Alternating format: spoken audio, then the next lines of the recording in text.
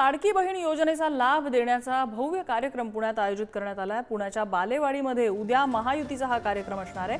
शिंदे, फडणवीस आणि अजित पवार हे तिघही या कार्यक्रमाला उपस्थित असतील। 25,000 महिला या कार्यक्रमाला उपस्थित राहणार आहेत। याचा तयारीचा आढावा घेतलेला आमचे प्रतिनिधी बालाजी पोद्दार यांनी।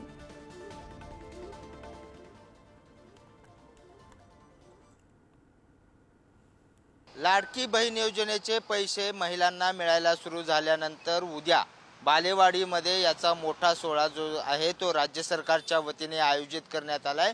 यासाठी मोठी बॅनरबाजी जी आहे ती राज्य सरकारकडून करण्यात येते आहे।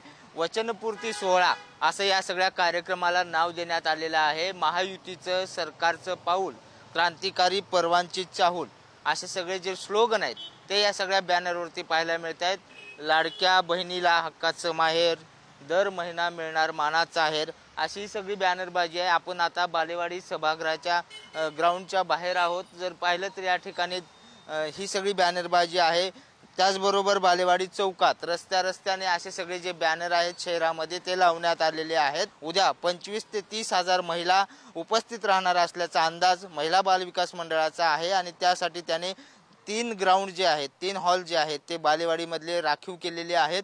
मेन हॉल मध्ये जर जागा कमी पडली तर पुढच्या हॉल मध्ये बसण्याची व्यवस्था करण्यात आलेली आहे। या हॉल मध्ये रॅम्प वॉक सुद्धा तयार करण्यात आलेला आहे।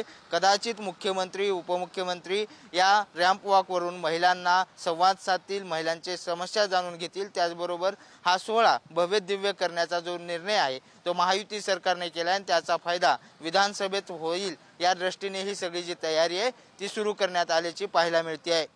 व्हिडिओ जर्नलिस्ट निखिल करंदीकर सह बालाजी पोद्दार, पुढारी न्यूज, पुणे।